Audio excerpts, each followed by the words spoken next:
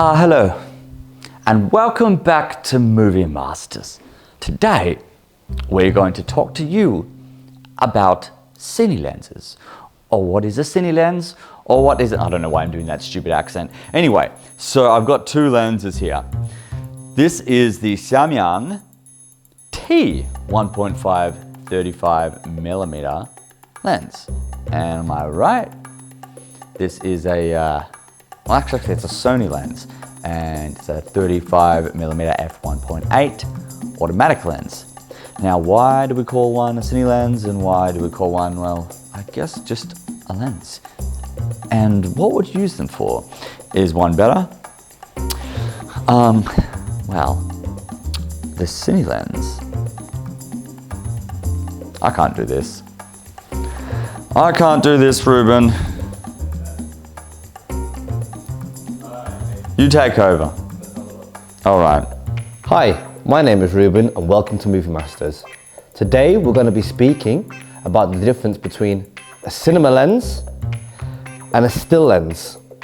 Now, I've been in the industry for over 6 years, and for most of my career I was using still lenses.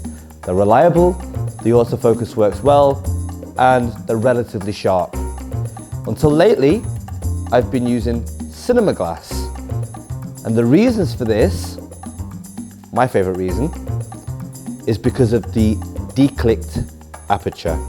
Now you'll find on a still lens, well, this one doesn't have an aperture ring, but often or not they do, and when they do, they have hard stops. So a time when this might be useful is when you're filming and the lighting conditions change. You might want to change your aperture, but you find that it's changing in increments that are very fast and hard, and this results in an unusable image. However, with this, you can smoothly and slowly dial in exactly the light that you need. You'll notice also on a cinema lens, the T-stops go from T15 to 22. And on a still lens, it will go from F, usually 1.8 upwards.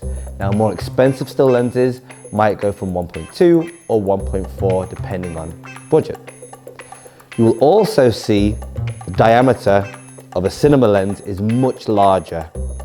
Now, comparing the two, you can tell there's quite a large difference. Now, the reason for this is when you're using a matte box in a situation, you'll want to be able to fit your matte box to every single lens. Now, imagine I had a kit of stills.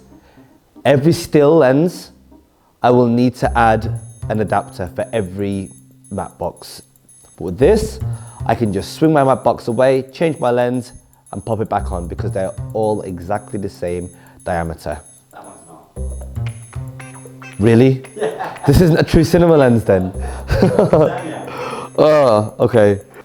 Then what do you call this? This, Hybrid? this, I mean, this is a TT Artisan or TT Artisan? It says TT Artisan.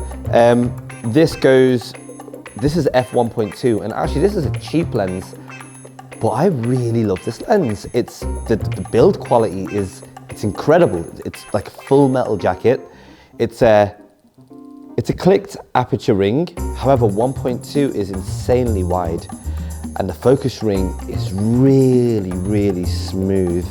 Now, although this is a budget lens and it is a stills lens, it kind of reminds me of a vintage glass kind of feel in the shape and the size and just how large the glass is.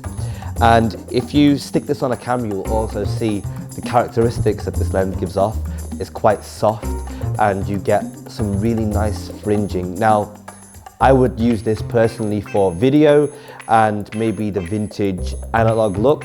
If I was going for a sharp digital look, this would not be in my kit. However, I think this is a crazy good lens, especially for the price, if you're new to filmmaking and you want that really authentic, gorgeous analog look.